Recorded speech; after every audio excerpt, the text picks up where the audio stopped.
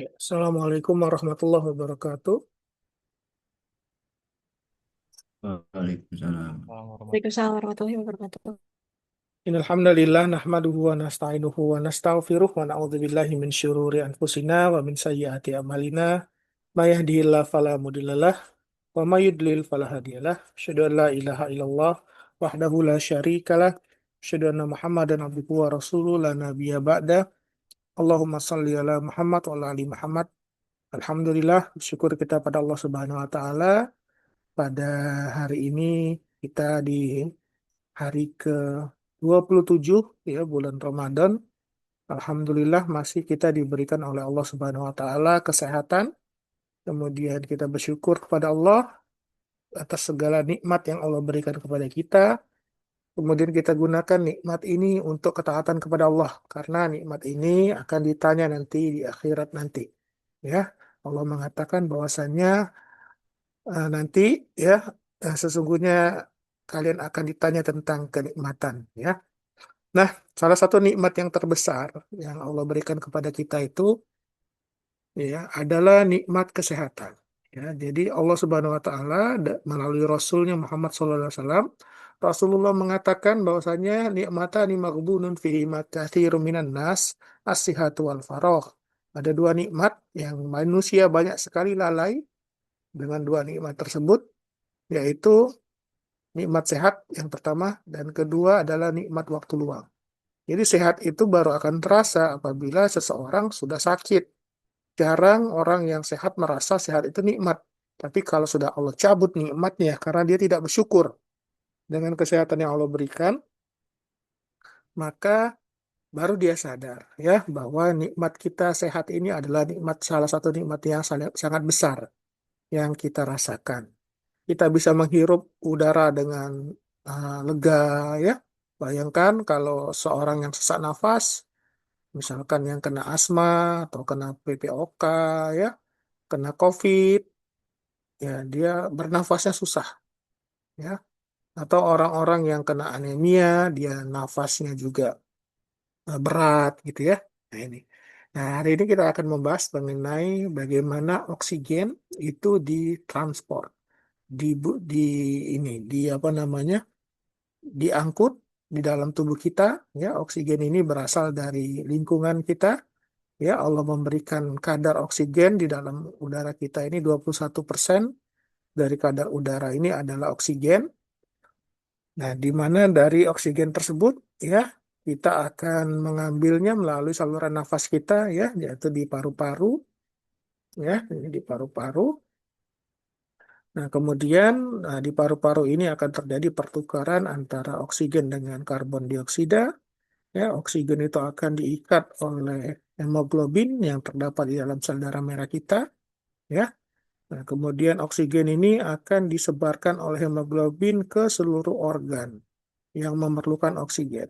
Ya, jadi seluruh bagian dari tubuh kita ini sangat memerlukan oksigen karena oksigen itu nanti akan digunakan untuk pernafasan interseluler.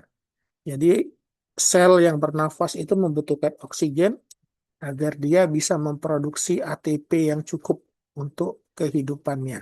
Ya, untuk kehidupan sel itu diperlukan energi. Nah, energi itu diperoleh dari produksi ATP. Ya, produksi ATP itu akan memberikan energi yang cukup untuk ini, untuk sel agar dia bisa bekerja dengan baik. Ya, nah, kemudian hasil dari metabolisme sel yaitu hasil hasil dari pemutusan rantai panjang glukosa ya. Nah, dia akan diputus menjadi karbon dioksida ya. Nah, karbon dioksida ini nanti akan diangkut ya oleh hemoglobin juga sebagian sebagian juga di dalam bentuk terlarut, akan dibuat dalam bentuk terlarut, kemudian nanti akan dibawa lagi ke paru-paru untuk ditukar dengan CO2 ya, dengan oksigen ya. Nah, mulia pada hari ini adalah agar kalian bisa memahami bagaimana mekanisme pengikatan oksigen oleh mioglobin dan hemoglobin. Jadi ada dua ini ya, ada dua protein yang dia bertugas untuk mengangkut oksigen. Jadi oksigen itu tidak bebas Kalau oksigen bebas itu namanya emboli, ya.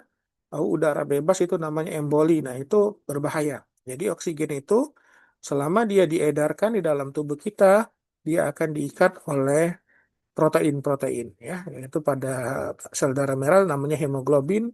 Kalau di sel otot namanya mioglobin. Kalau di sel pada umumnya namanya sitoglobin, ya.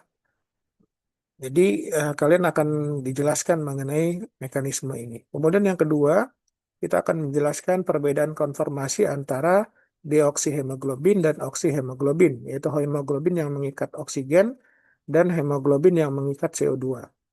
Kemudian juga kita akan nanti menjelaskan bagaimana konsep pengikatan oksigen dan hemoglobin secara kooperatif. Kemudian ada efek Bohr namanya, ya, jadi mekanisme pelepasan oksigen di jaringan jaringan ini, ya, jaringan-jaringan tubuh. Nah, kemudian kalian akan dijelaskan apa peran 2,3 BPG dalam pengikatan dan pelepasan oksigen, ya. Nah, kemudian kalian juga harus bisa meringkas proses transportasi karbon dioksida dari jaringan perifer ke paru. Kemudian bisa menjelaskan klasifikasi bagaimana kelainan dari hemoglobin. Dan kemudian ada penyakit yang sering ditemui, ya, yaitu penyakit sel sabit atau sickle cell anemia, ya. Nah, jadi eh, kita makhluk hidup yang Allah ciptakan ini, ya, Allah berikan kemampuan untuk kita mengikat oksigen, ya. Jadi kita bisa mengikat oksigen dari udara, ya. Ada juga hewan, ya, makhluk yang Allah ciptakan hidup di air, ya. Jadi makhluk yang hidup di air, ya, hidupnya di air, contohnya ikan, ya. Nah, kemudian kita hidup di darat. Nah, jadi kalau kita yang hidup di darat ini bisa mengekstraksi oksigen dari udara. Nah, sedangkan makhluk-makhluk Allah yang hidup di laut, di air, ya mereka Allah berikan kemampuan untuk mengikat oksigen yang terlarut di dalam air. Ya, jadi kalau ikan dibiarkan di daratan, mati dia, ya, karena dia tidak bisa mengikat oksigen yang bebas yang ada di udara. Nah, begitupun manusia, kalau ditenggelamkan ke air, seperti Firaun yang Allah tenggelamkan di laut, ya, karena dia durhaka kepada Allah, ya. Nah, manusia tidak punya kemampuan untuk mengikat oksigen yang terlarut di air.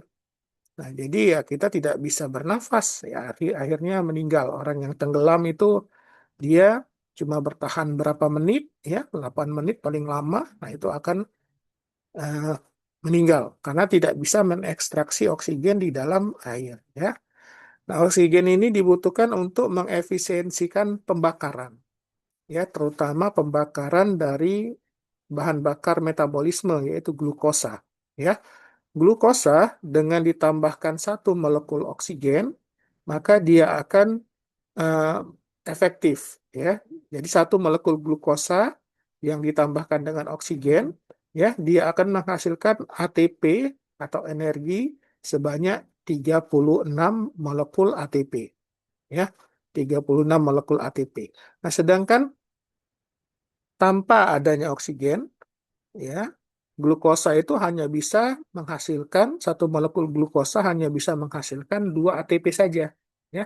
Nah, jadi dengan adanya oksigen, ya, di dalam sel, nah ini akan meningkatkan efisiensi bahan bakar, ya, seperti glukosa dan asam lemak, ya. Namun juga penggunaan oksigen ini bisa menghasilkan radikal bebas, nah yang berbahaya, ya. Jadi oksigen ini pada kadar tertentu dia bagus, ya. Kemudian juga dapat menjadi sumber dari radikal bebas yang merusak. Kadang-kadang ada elektron yang dia tidak berpasangan yang mengikat oksigen, nah dia menjadi molekul reaktif oksigen spesies namanya, ya. Jadi molekul oksigen yang kehilangan satu elektron yang dia dapat mengambil elektron dari molekul lain sehingga merusak molekul lain tersebut, ya. Nah, kemudian kita, ya, alhamdulillah Allah ciptakan mekanisme pertahanan tubuh terhadap radikal bebas ini. Ya, jadi dalam tubuh kita ada mekanisme pertahanan di mana radikal bebas yang terbentuk akibat pernafasan kita ini ya bisa kita netralkan dengan sistem pertahanan tubuh kita, yaitu adanya sistem antioksidan endogen. Antioksidan endogen itu bisa bersifat enzimatik ataupun yang non enzimatik. Nah, kemudian sebagai hasil dari pernafasan, yaitu produk utama metabolisme itu adalah CO2. Ya, CO2 ini adalah bentuk gas ya yang dia bersifat asam. Nah, kadarnya dipertahankan dalam tubuh kita tidak boleh terlalu banyak. Ya, kalau terlalu banyak CO2 di dalam tubuh kita, maka akan menyebabkan penurunan kadar peningkatan kadar ya benar penurunan kadar pH darah. Yaitu pH darah akan bisa menjadi lebih asam ya. Jadi CO2 ini dibutuhkan uh, untuk mengangkut sisa-sisa metabolisme karbon itu dibuang dalam bentuk CO2 ya. Ini merupakan bentuk produk utama dari metabolisme sel yang dihasilkan dari siklus asam sitrat. Dari siklus asam sitrat itu ya, itu menghasilkan CO2. Nah, kemudian ada protein yang dia berperan di dalam mengikat oksigen, ya, dan mengangkut oksigen. Ini adalah protein yang memiliki inti besi, ya. Jadi ada inti hemnya, inti besinya, ya. Contohnya hemoglobin kalau di sel darah merah, atau mioglobin di sel otot, atau sitoglobin di sel-sel pada umumnya, ya. Nah, jadi yang paling utama adalah protein mioglobin atau hemoglobin, ya. Ini adalah dua protein yang bisa mengikat oksigen. Jadi oksigen itu tidak dalam bentuk oksigen bebas ya, dia beredar di dalam tubuh kita, di dalam darah kita. Tetapi dia eh, diikat dengan protein ya. Nah, kalau dia oksigen bebas itu namanya emboli dia ya, itu bisa menyebabkan gangguan pada tubuh kita ya.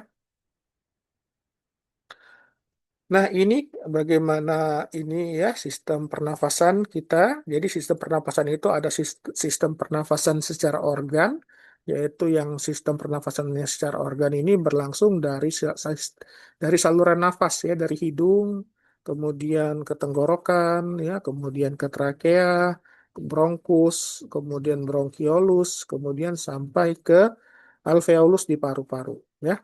Nah, itu tingkat organ. Nah, kemudian pernafasan yang sesungguhnya itu adalah di tingkat seluler. Yaitu terjadi di organel yang namanya mitokondria. Ya, ada organel yang namanya mitokondria. Nah, di mitokondria inilah nanti oksigen itu akan dipergunakan untuk menghasilkan ATP. Ya. Nah, jadi organ mitokondria ini dibutuhkan sebagai generator. Ya, ibarat eh, listrik ini pembangkitnya ini, ya generatornya, PLTU atau PLTN-nya ya. Nah, jadi ini yang memberikan tenaga bagi sel. Tenaga itu akan digunakan sel untuk mempertahankan kehidupannya ya. Sel itu kan mempunyai beda antara bagi lingkungan dalam dan lingkungan luar sel ya. Di lingkungan dalam sel itu banyak terdapat ini ya ion natrium di ini di lingkungan sel itu harus dipelihara ya.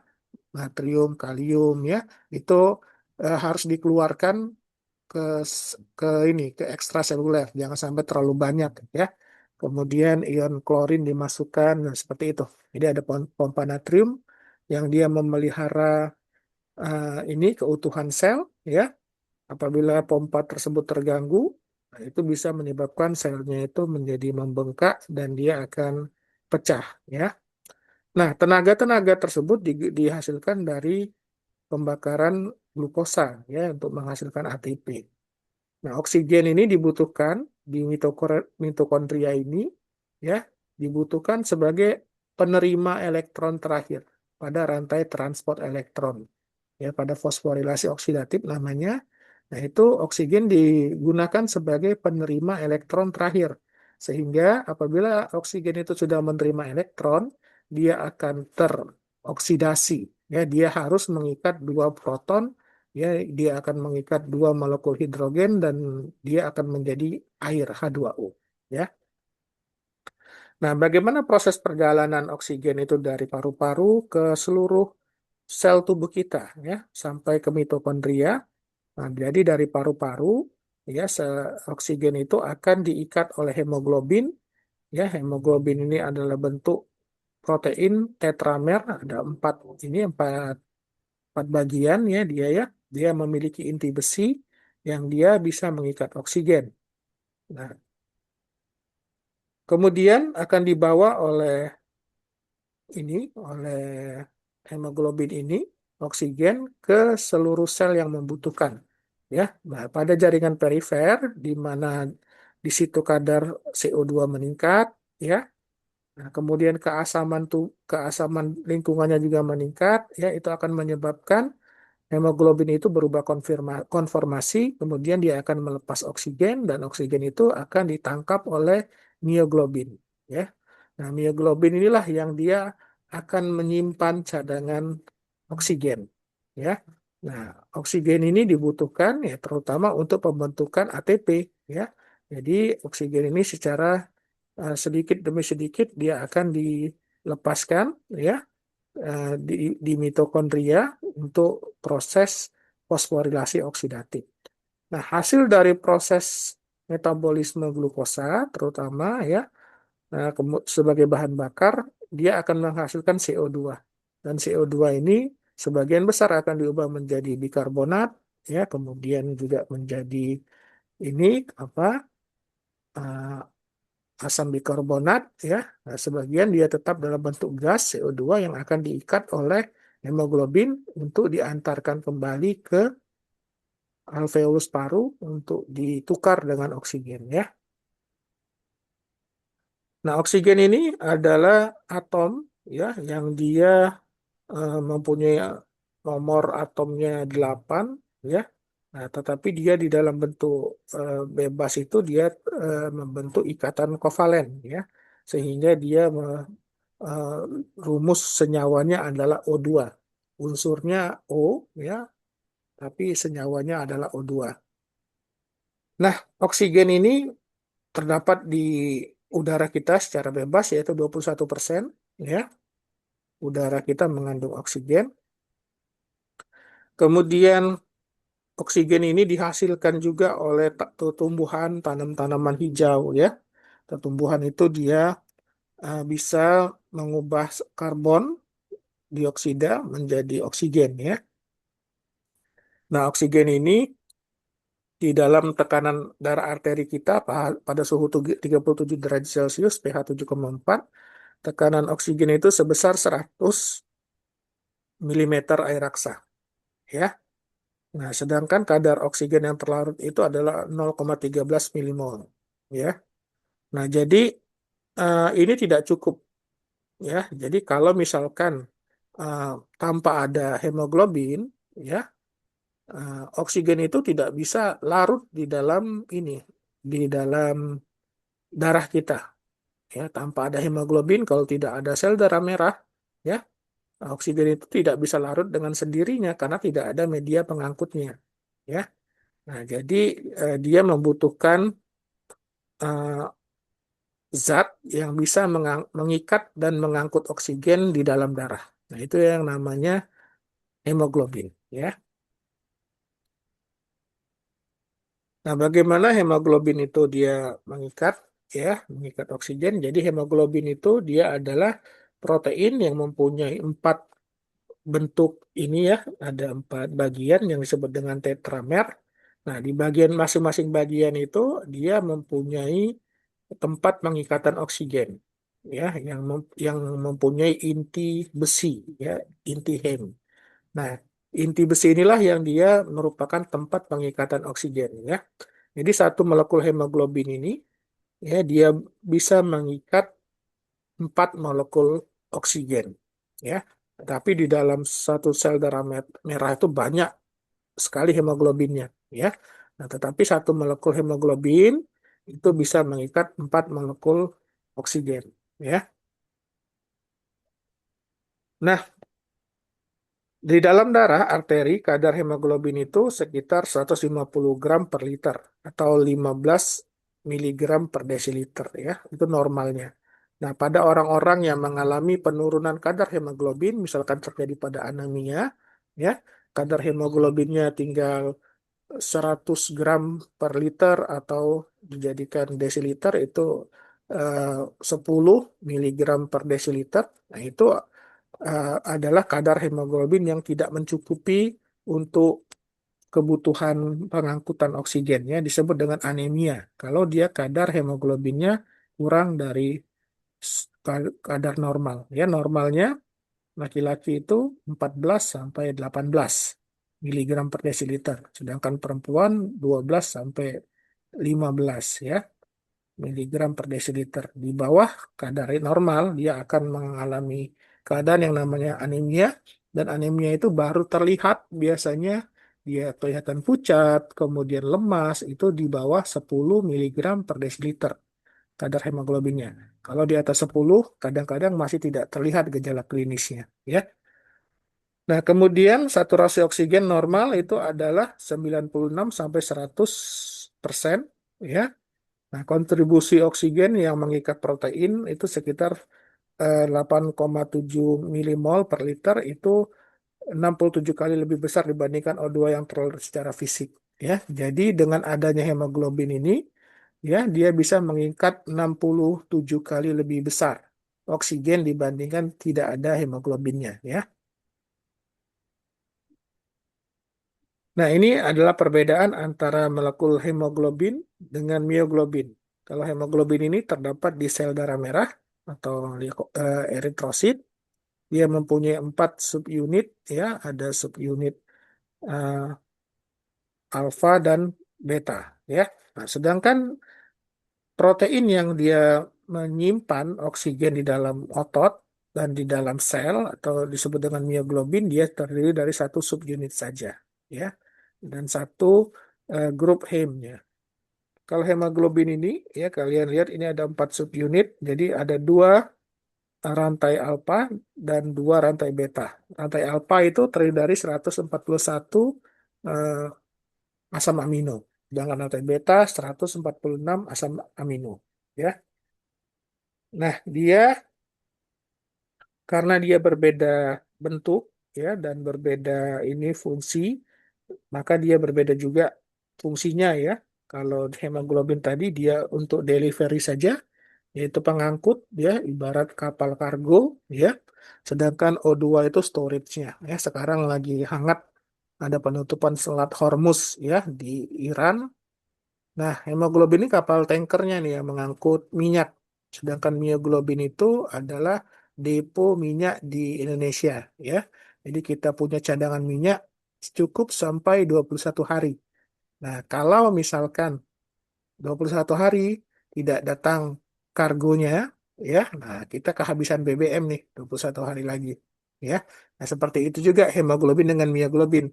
Hemoglobin ini tugasnya untuk mengangkut oksigen dari paru-paru, ya, dari lingkungan luar masuk ke paru-paru. Nah, sedangkan mioglobin ini tempat penyimpanannya, deponya, ya. Nah, mioglobin ini terdapat di dalam sel, ya. Nah, ini tadi sudah dijelaskan, ya, bagaimana bentuk dari sel darah merah itu dia bentuknya bikonkav, ya, jadi bulat pipih, ya, dia tidak mempunyai inti, ya. Jadi sel darah merah ini tidak mempunyai inti sama sekali. Dia mempunyai inti waktu masih muda, ya, tapi setelah mengalami pematangan di sumsum tulang belakang, dia akan mengalami kehilangan dari inti selnya, ya. Nah, kemudian sel darah merah ini juga tidak mempunyai mitokondria. Ya, sel darah merah ini tidak punya sama sekali mitokondria. Jadi dia tidak menggunakan oksigen.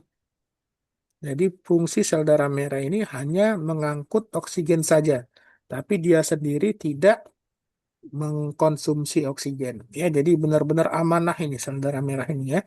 Seperti amil ini dia petugas, ya, yang bertugas membagi-bagikan, ya, petugas MBG, ya.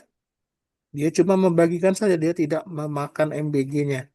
Ya, jadi dia cuma bertugas mengantarkan oksigen ke dalam sel, tapi sel darah merah tidak menggunakan oksigen itu sendiri, ya.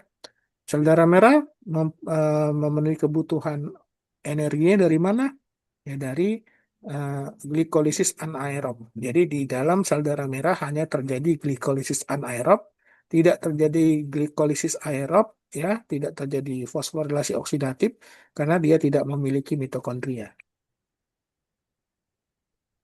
Nah, ini ya bagaimana bentuk kurva dari pengikatan oksigen pada hemoglobin, dia seperti huruf S ini ya. Nah, jadi kalian lihat ini di sumbu X ini adalah tekanan, tekanan oksigen. Kemudian sumbu Y ini adalah saturasi oksigen. Nah, kalian lihat pada darah arteri orang dewasa, ya, tekanan itu di paru-paru, ya, dia sama dengan tekanan, hampir sama ini ya dengan tekanan di luar, yaitu 100 miligram air raksa, ya. Nah, semakin jauh dari paru-paru, ya, semakin ke jaringan perifer, maka tekanan oksigennya itu akan semakin rendah. Bahkan di jaringan perifer itu, di ujung, di jaring-jaringan yang membutuhkan oksigen itu tekanannya sekitar 18 sampai 36 ya milimeter air raksa, ya. Nah, kemudian eh, saturasi oksigen, ya, itu juga berbeda antara di jaringan perifer dengan di ini ya, dengan jaringan paru ya. Nah, hemoglobin ini, ya, dia memiliki kecenderungan untuk mengikat oksigen pada tekanan oksigen yang tinggi yang di paru-paru. Kemudian apabila dia berada di lingkungan perifer di mana tekanan oksigennya itu rendah, ya, maka dia akan cenderung untuk melepas oksigen, ya. Jadi dia tahu tempat yang tekanan oksigennya rendah, oh itu berarti jaringan ini membutuhkan oksigen, gitu ya. Jadi dia akan dengan mudah melepaskan oksigen pada jaringan perifer yang mempunyai tekanan arteri, tekanan oksigennya rendah, ya. Nah, jadi kalau saturasi oksigen ini, ya, semakin dia berada ke jaringan paru, dia akan semakin meningkat, ya. Nah, ini kalian lihat di sini ada tiga jenis ini ya, tiga jenis protein yang mengikat oksigen. Itu ada hemoglobin A, hemoglobin F ini pada fetus, dan ini hemoglobin, ini mioglobin, ya. Kalian lihat untuk hemoglobin yang dewasa, ya, dibandingkan dengan hemoglobin fetus, ya, hemoglobin fetus ini dia eh, bekerja di daerah yang ini ya, yang lebih kurang oksigen dibandingkan hemoglobin dewasa. Jadi eh, kemampuan dia untuk melepaskan oksigen itu lebih baik ya dibandingkan dengan hemoglobin dewasa, ya.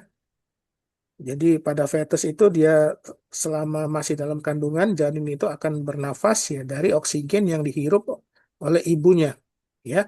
Dia akan dibawa ke sirkulasi fetus itu melalui hemoglobin fetus, ya. Nah, kadar oksigen pada peredaran darah fetus itu dia lebih rendah lagi dibandingkan kadar oksigen di jaringan darah ibunya, ya. Sehingga hemoglobin F ini dia mempunyai kemampuan untuk melepaskan oksigen lebih baik pada jaringan perifer dibandingkan hemoglobin A, ya. Nah, kalau di mioglobin, nah dia lebih lagi ya, dia lebih eh, cenderung untuk mengikat oksigen kalau mioglobin ini, ya. Dia kalau di lingkungan yang ini, nah dia di lingkungan perifer yang dia tekanan oksigennya rendah, dia lebih cenderung untuk mengikat oksigen. Nah, ini kalian lihat, ini adalah saturasi oksigen sama seperti tadi ya. Nah, seperti kurva tadi, ya, di mana pada jaringan paru, hemoglobin itu dia akan mudah untuk mengikat oksigen, ya. Jadi dia tersaturasi, ya. Jadi dia tadi kan molekul Hemoglobin ini ada empat ininya ya, molekul hemnya.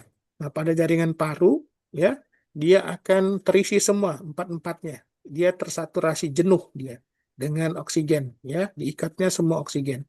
Tapi sebaliknya pada jaringan perifer ya, kemampuan oksigen itu untuk diikat oleh oleh hemoglobin itu akan berkurang ya. Jadi hemoglobinnya akan cenderung untuk melepaskan oksigen pada jaringan perifer, pada jaringan yang jauh dari paru, ya. Karena tekanan parsial dari oksigen itu semakin rendah. Nah, ini yang namanya efek Bohr, ya. Jadi semakin jauh dari peredaran darah arteri ya yang mengandung banyak oksigen ya di jaringan perifer itu, maka konsentrasi CO2 di jaringan itu akan semakin tinggi, ya. Nah, semakin tinggi konsentrasi CO2 di jaringan itu akan mengakibatkan kondisi lingkungan di jaringan itu menjadi lebih asam, ya, turun pH-nya dibandingkan di dekat paru, ya. Nah, ini akan menyebabkan hemoglobinnya itu akan berubah konformasinya atau bentuknya. Yang tadinya dia dalam bentuk mengikat oksigen, ya, karena dia berada di lingkungan yang lebih asam, dia akan menjadi bentuk yang lebih kurang afinitasnya terhadap oksigen, ya. Nah, sehingga oksigen itu bisa dilepaskan di jaringan perifer, ya. Kalau dia tidak berubah bentuknya, maka oksigen tidak dilepaskan. Nah, tapi karena dia terpengaruh oleh pH lingkungan, ya, makanya dia akan melepaskan oksigen lebih mudah di jaringan perifer. Nah, ini yang namanya efek Bohr ya. Jadi dengan adanya peningkatan kadar CO2 di jaringan perifer, maka konformasi atau bentuk dari hemoglobin yang dia mengikat oksigen itu akan berubah sehingga dia akan menjadi bentuk yang lebih mudah melepaskan oksigen dan dia bisa membagikan oksigennya ke jaringan-jaringan yang memerlukan ya. Nah, ini di jaringan paru. Maaf. Nah, ini di jaringan paru ya adik-adik ya. Saat eh, hemoglobin dia mencapai paru ya, dia akan ini membawa sisa-sisa metabolisme dalam bentuk CO2 ya, dan tekanan CO2 itu akan meningkat menjadi 45 ya. Jadi darah yang kotor yang berada dalam vena itu tekanan CO2-nya itu 45. Nah, sedangkan tekanan oksigennya itu sudah berkurang karena dia sudah bersirkulasi ke perifer ya, membagi-bagikan oksigen di jaringan perifer sehingga tekanan oksigennya itu tinggal 40. Jadi vena itu ya, vena darah dari vena yang dibawa oleh arteri pulmonalis yang dipompakan ke dari jantung itu jenuh dengan CO2 ya. Terhadap CO, eh, tekanan CO2-nya 45 milimeter air raksa ya. Sedangkan tekanan oksigennya tinggal 40. Nah, sewaktu dia melewati alveolus paru ya, nah maka oksigennya itu dia akan ditambah ya. Jadi karena tekanan oksigen di alveolus paru itu 100 miligram dan tekanan CO2-nya itu 40 ya, waktu hemoglobin ya dia melewati pembuluh darah kapiler di pulmo ya, maka dia akan berdifusi ya. Jadi oksigennya itu akan disamakan dengan tekanan yang ada di alveolus ya. Jadi oksigennya itu dia akan diikat, sedangkan CO2-nya akan dilepaskan ke alveolus. Ya, tadi kalian lihat ini ya bedanya kalau dia sebelum eh, bertukar terjadi pertukaran gas, tekanan oksigen yang ada di darah kotor tadi ya, dia 40. Setelah dia melewati pembuluh kapiler di paru-paru, terjadi pertukaran gas, CO2 itu akan CO2 itu akan dilepas, kemudian oksigennya akan diikat. Nah, sehingga darah bersih yang dia masuk ke paru-paru melalui vena pulmonalis dia akan mengandung tekanan oksigennya 100 milimeter air raksa dan CO2-nya 40 milimeter air raksa. Nah, jadi pertukaran gas ini terjadi di alveolus paru ya, antara ruang alveolus ini yang mengandung oksigen sebanyak 21% dari udara ya dengan pembuluh darah kapiler.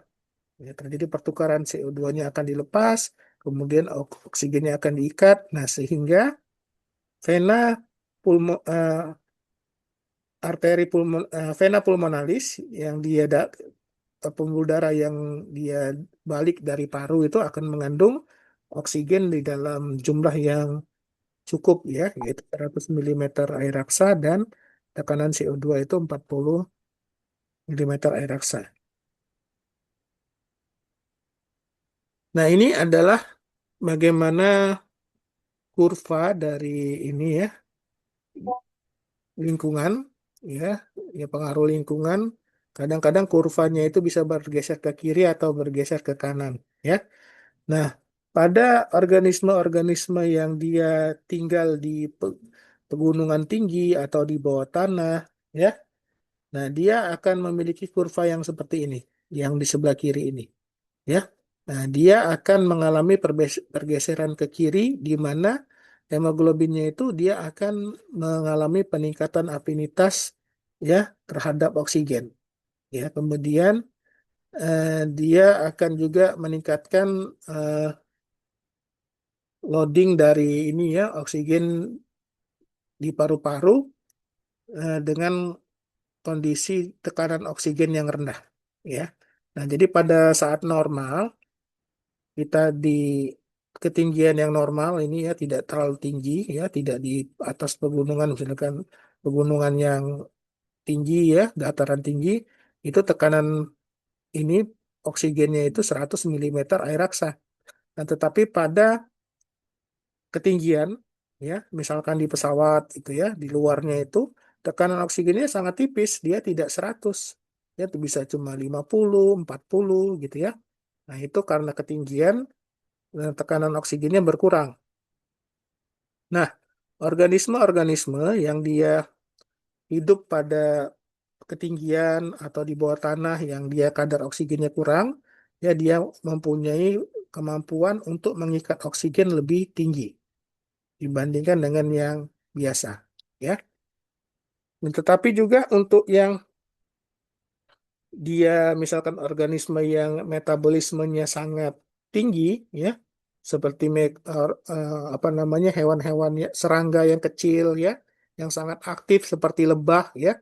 Lebah itu kan dia mengepakkan sayapnya itu kan eh, ratusan sampai ribuan kali per menit ya karena aktivitasnya sangat tinggi maka kurva pengikatan oksigennya itu bergeser ke kanan ya di mana dia itu akan mempunyai hemoglobin yang afinitasnya terhadap oksigen itu lebih rendah ya tapi terjadi peningkatan untuk ini apa membagikan oksigennya ke sel-sel yang melakukan respirasi. Ya, contohnya pada hewan-hewan kecil yang aktif seperti semut, ya, serangga. Nah, ini dia mempunyai pi- eh, kurva untuk hemoglobinnya itu dia bergeser ke kanan. Ya, sedangkan kalau kita orang normal ya di tengahnya. Ya.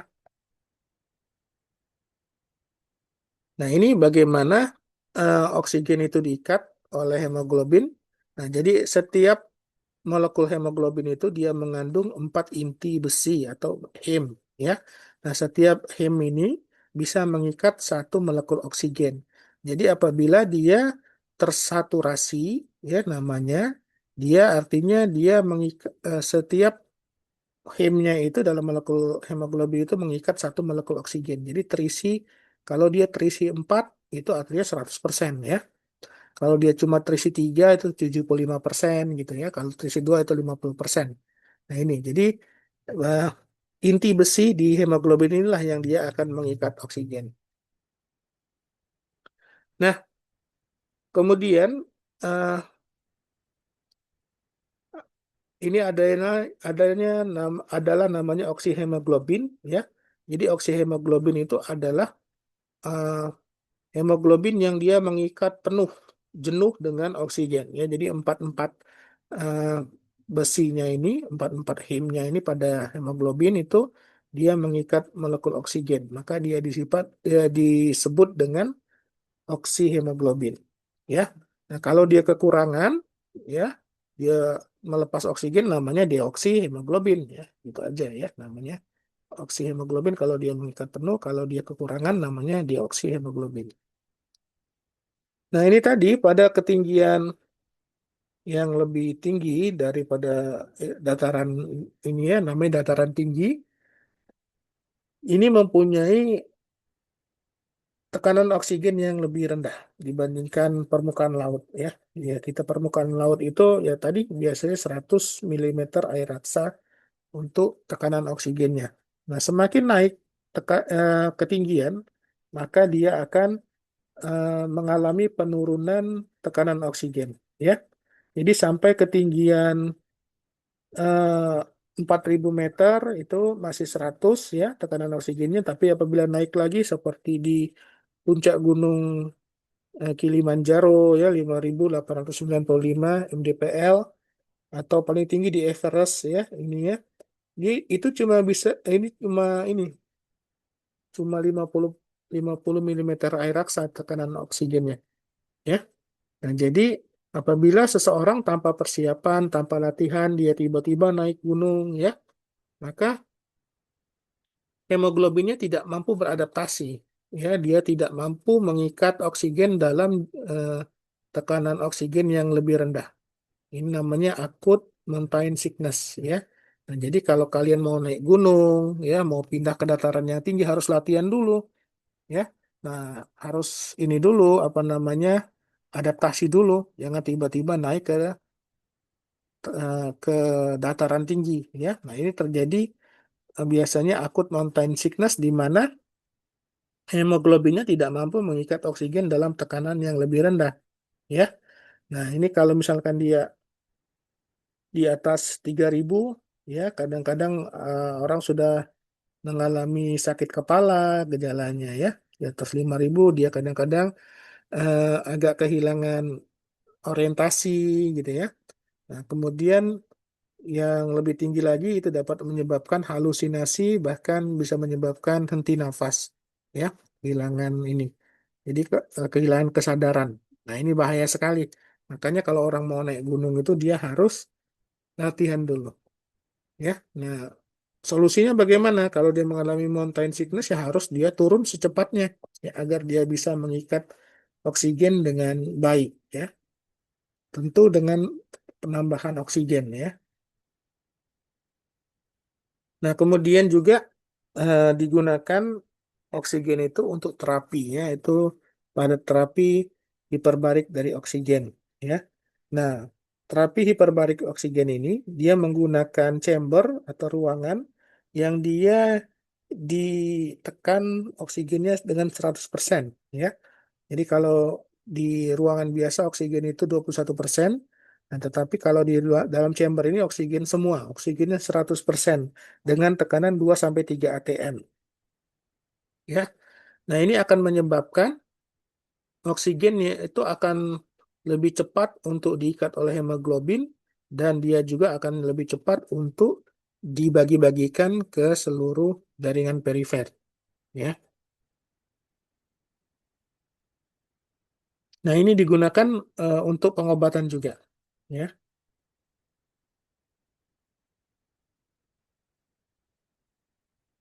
Nah, contohnya ini adalah perempuan yang dia keracunan karbon monoksida, ya. Jadi karbon monoksida itu adalah hasil pembakaran tidak sempurna yang dia bisa menyebabkan pengikatan dengan hemoglobin yang lebih tinggi, ya.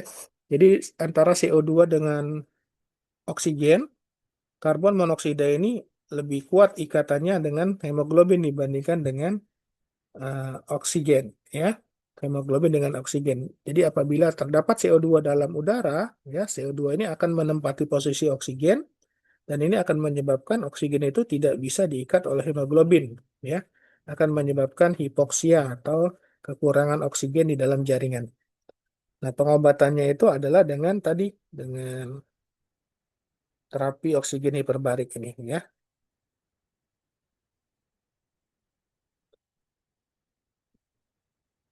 Jadi itu diberikan oksigen 100% dengan tekanan 2 sampai 3 atmosfer ya. Ini akan menyebabkan peningkatan kadar oksigen sampai 20 kali dari tekanan normal ya.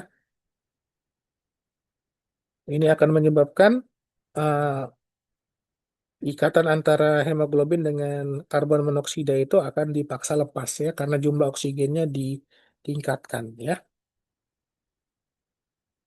Nah, efek dari ini dari terapi oksigen hiperbarik itu adalah dia akan meningkatkan proses angiogenesis ya. Jadi akan meningkatkan proses pembentukan pembuluh darah baru ya, kemudian juga bisa menyebabkan eh, membunuh bakteri-bakteri ya. Jadi ada bakteri yang dia eh, hidupnya di dalam kondisi anaerob ya.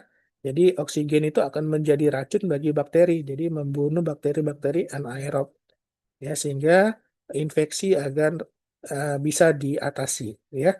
Kemudian oksigen hiperbarik ini juga mempunyai efek imunomodulasi di mana dia dapat meningkatkan ekspresi dari antioksidan dan menurunkan proses inflamasi ya.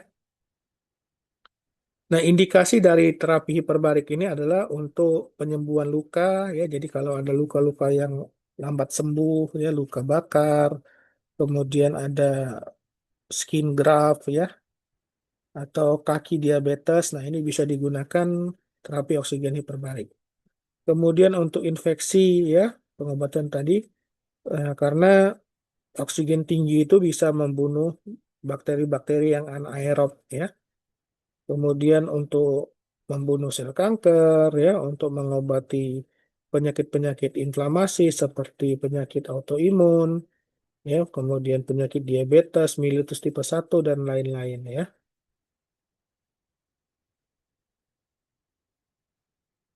Nah, hemoglobin itu adalah protein utama yang dia mengikat oksigen ya.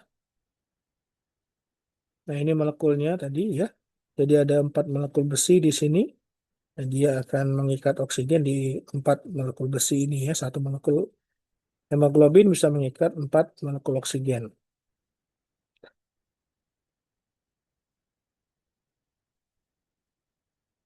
Nah, ada dua konformasi dari hemoglobin, ada yang dalam kondisi T atau tegang dan R atau rileks ya. Pada saat kondisi tegang ya, nah ini dia afinitas terhadap oksigennya dia rendah. Jadi eh, hemoglobin itu lebih cenderung untuk melepaskan oksigen apabila dalam kondisi tegang ini. Tapi kalau posisi rileks ya, nah ini dia akan lebih mudah untuk mengikat oksigen. Hemoglobinnya akan lebih mudah mengikat oksigen apabila dia dalam konformasi rileks ini ya, yang gambar B. Ya. Nah, perubahan pH pada lingkungan jaringan, ya, jaringan perifer itu banyak diproduksi CO2, tadi ada efek Bohr, ya. Nah, itu akan menyebabkan hemoglobin tadi dia berubah konformasinya dari yang relax, yang R, yang afinitasnya tinggi menjadi kondisi T atau tegang ini, ya. Yang afinitasnya terhadap oksigen itu rendah. Sehingga oksigen itu akan cenderung dilepas oleh hemoglobin apabila dia berada di lingkungan perifer, ya di sel-sel atau jaringan yang membutuhkan oksigen.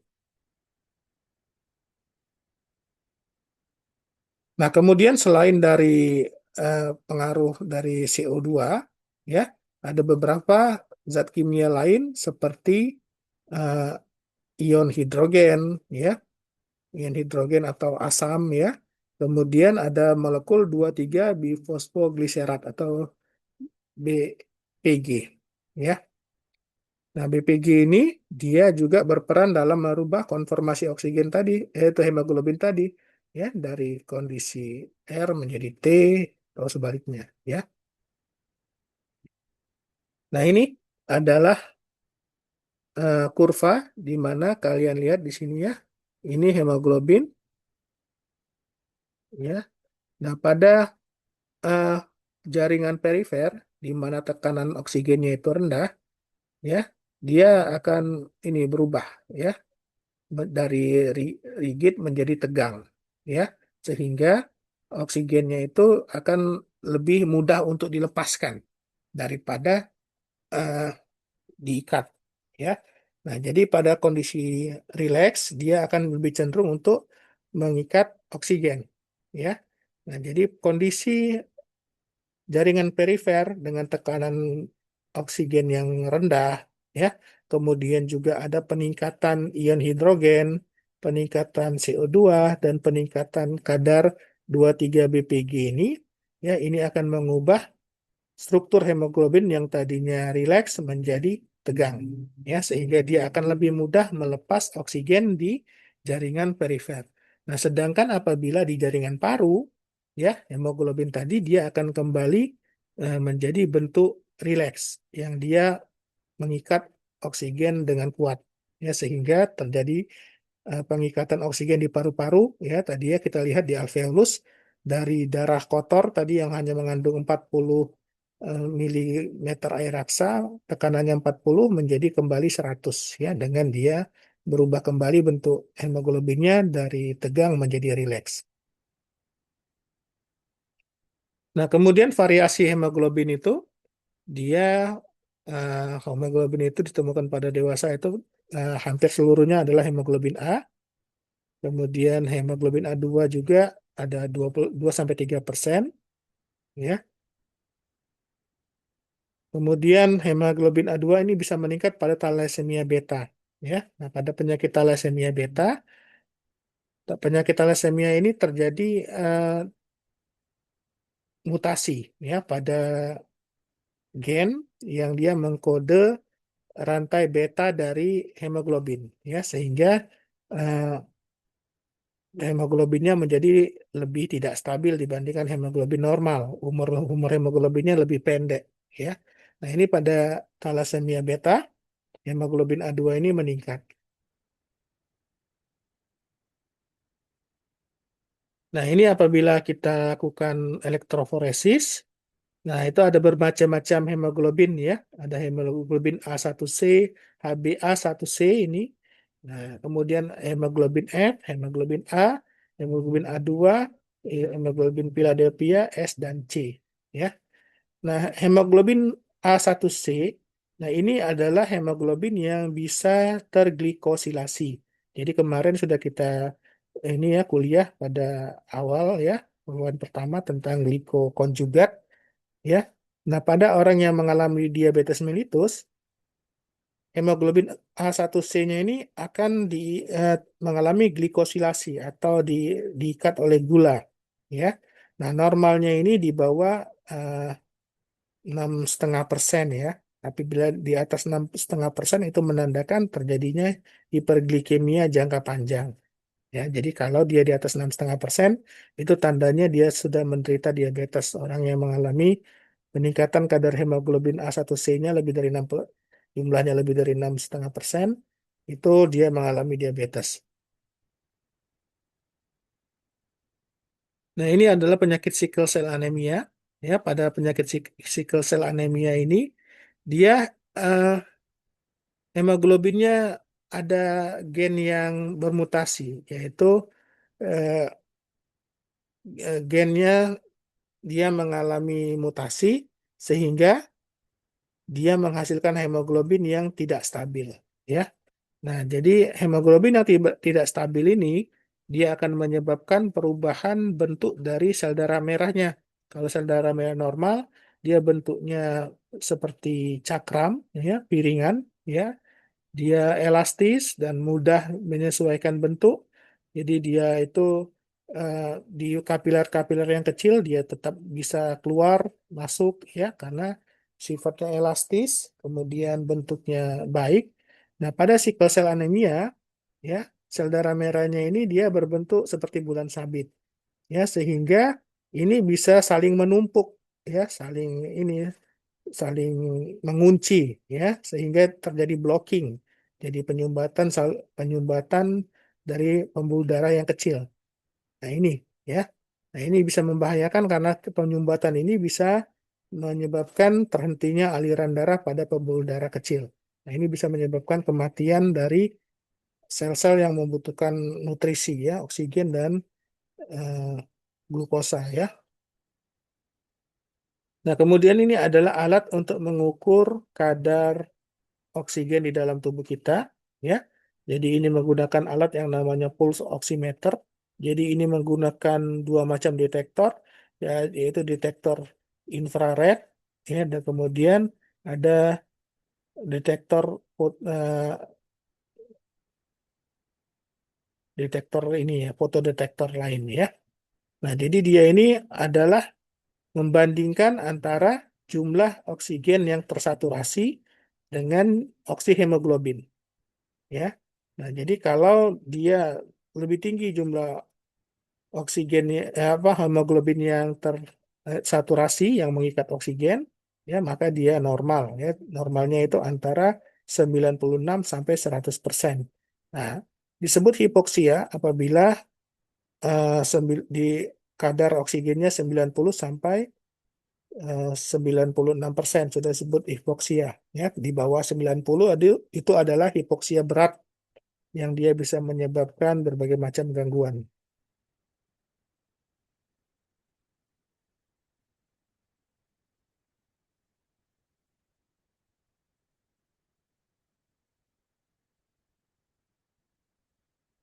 Nah, kemudian eh, keadaan bernapas dengan cepat atau hiperventilasi, misalkan pada seorang yang mengalami stres, panik ataupun histeria mungkin ya, ketakutan dan lain-lain. Nah, ini akan menyebabkan peningkatan ini ya, eh, dia akan menyebabkan peningkatan kadar CO2. Maaf, penurunan kadar CO2 ya. Kadar CO2-nya itu bisa menurun karena hiperventilasi. Jadi orang yang bernafas dengan cepat, misalkan pada kondisi panik atau stres, maka kadar CO2 di dalam darahnya itu akan turun. Ya, kalian tahu bahwa CO2 itu adalah komponen asam pada darah. Ya, nah, kalau kadar asamnya itu turun, berarti dia pH darahnya akan meningkat dan dia akan menyebabkan terjadinya alkalosis respiratori. Ya, jadi tubuh itu akan mengalami pusing, kemudian terasa melayang sampai kalau dia parah sampai kehilangan kesadaran. Ya, nah ini namanya respiratory alkalosis yang disebabkan oleh kelebihan CO2. Nah, cara mengatasinya adalah ya dia harus meningkatkan kadar CO2 di dalam tubuhnya, yaitu dia bernafas di dalam kantung ini, ya. Nah, jadi udara yang dihembuskan itu dia hisap lagi karena udara yang dihembuskan itu sudah mengandung CO2, dia hisap lagi CO2-nya, ya. Nah, jadi bernapas di dalam kantong ini, nah ini akan menyebabkan CO2 itu banyak terakumulasi di dalam tubuhnya sehingga dia akan menurunkan lagi pH darahnya sehingga dia akan menjadi normal. Ya, nah oke sampai sini kita foto lagi, tolong difoto lagi, Jason, Baik, Dok. Fadilah. Oke, sambil difoto silakan siapa yang mau bertanya?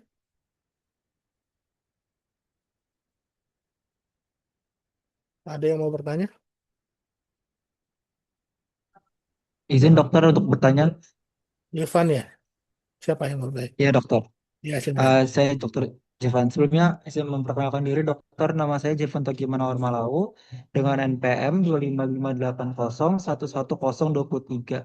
Di sini dokter untuk mengetahui saturasi oksigen dalam tubuh kan biasanya kan yang kita tahu itu kan umumnya dilihat dari saturasi oksigennya ya, dokter. Mm-mm. Apakah ada cara lain dokter untuk mengetahui oksigen dalam tubuh kita selain dari saturasi oksigen dokter? Ya, biasanya Terima sih, kasih dok. oh ya, terima kasih Jevan atas pertanyaannya. Biasanya kita lihat ya dari alat ini ya, namanya pulse oximeter. Nah, tetapi kalau kita tidak punya alat ini ya, kita lihat sekilas aja gitu ya. Kalau dia kebiruan, misalkan bayi baru lahir. Bayi baru lahir itu kan kadang yang mengalami asfiksia ya. Nah, itu ada Apgar score namanya. Kalau bayi baru lahir, Apgar score ya. Nah, Apgar score itu dia ada nilainya. Kalau nilai bayinya merah, Ya itu nilainya 2. Bagus tuh bayi yang warna merah tuh bagus karena oksigennya banyak. Tapi kalau bayinya biru berarti oksigennya berkurang, banyak CO2-nya. Ya, tapi kalau pucat itu sudah hipoksia banget itu bayinya. Ya.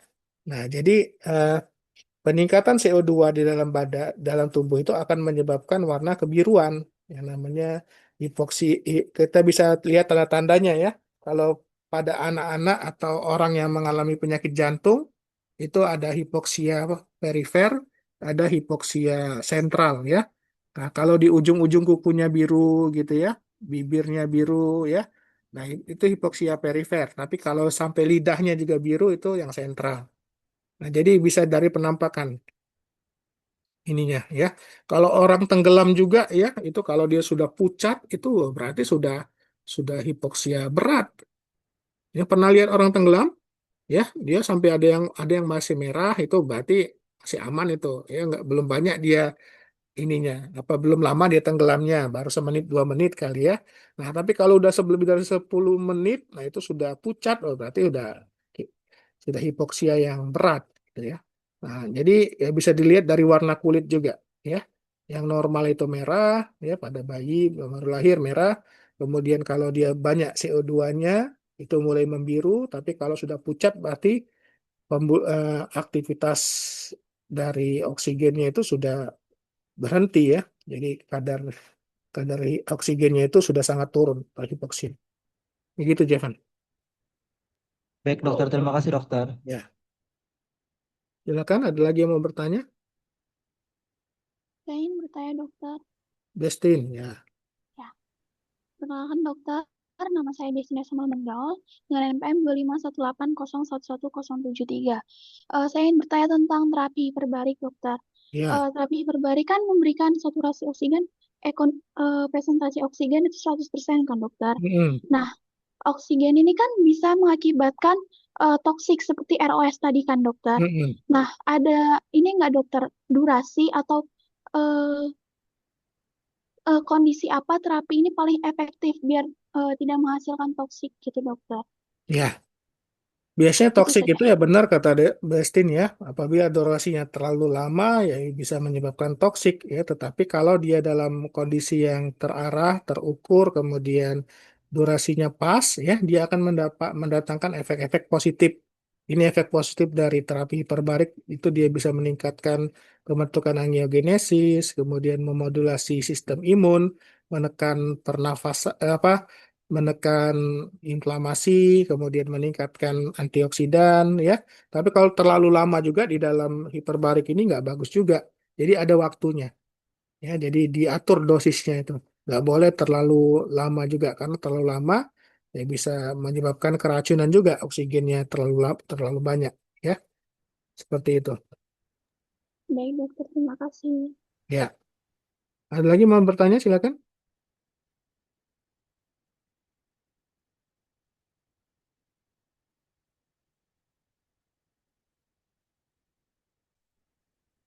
Fadila sudah di eh, short lagi?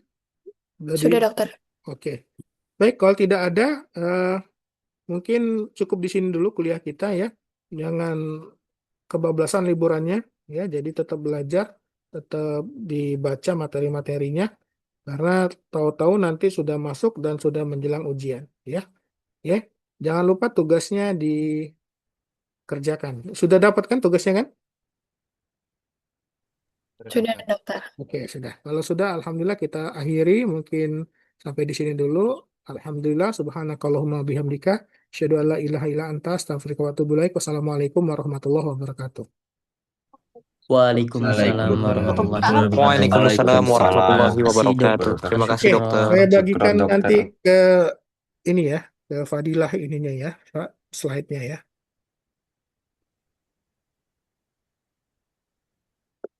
Terima kasih dokter. Oke.